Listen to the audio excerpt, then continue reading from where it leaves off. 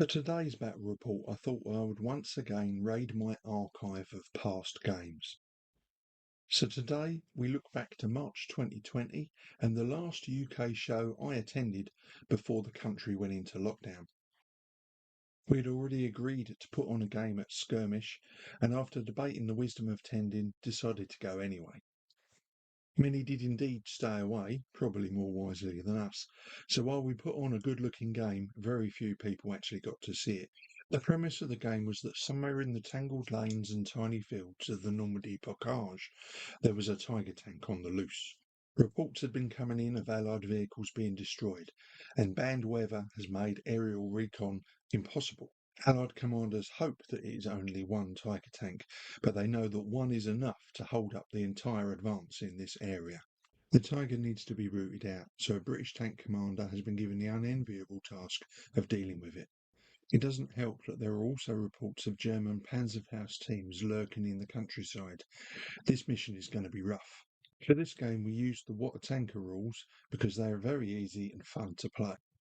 However, I wanted to bring in some infantry, namely Panzerfaust teams, to give the Allied players something extra to think about.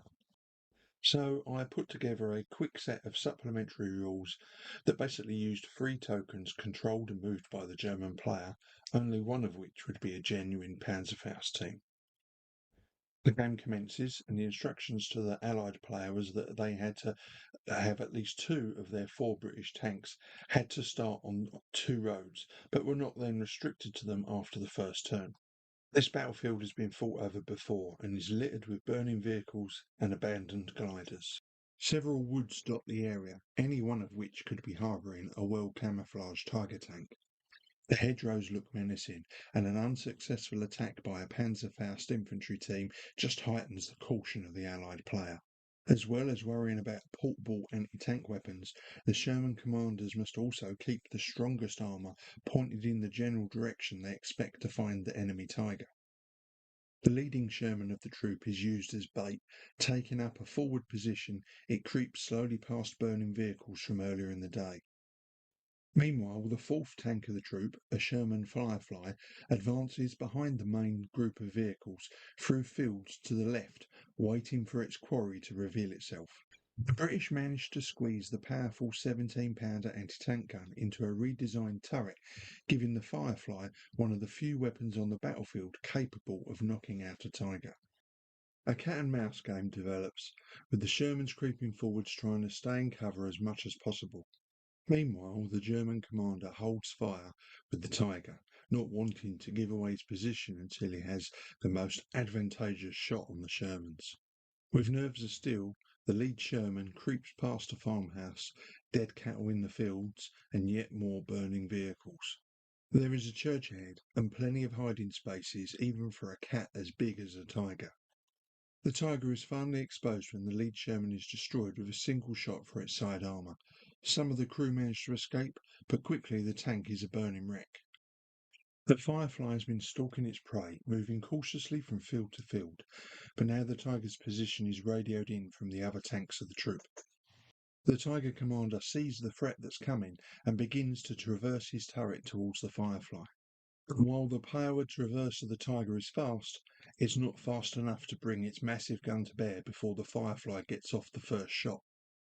High-velocity armour-piercing round of the 17-pounder cuts through the side armour of the Tiger, instantly triggering an explosion which sends the turret spinning into the air.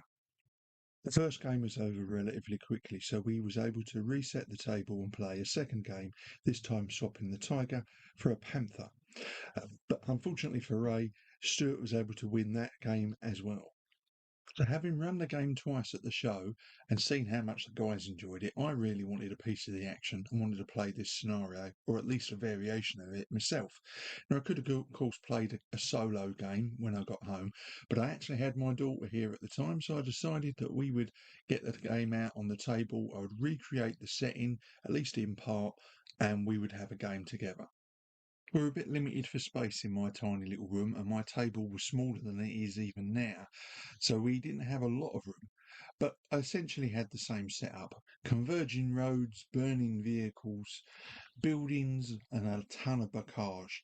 And somewhere on the table there was going to be a German Panther, but also the Panzerschreks teams would be out in force. Emily chose to do the same as Stuart did in the previous games and move her Sherman Firefly down the flank of the table, hoping that the other tanks would draw out the Sherman and present a target for it.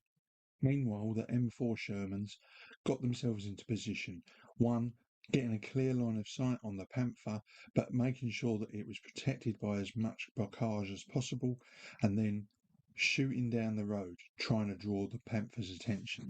Multiple shots from the Panther ricocheted off the angled armour on the front of the Sherman, and meanwhile the Sherman kept knocking on the frontal armour of the Panther, keeping the commander's attention firmly fixed on it. And all the while, the Sherman Firefly was moving round into a position where it could get a side shot on the Panther.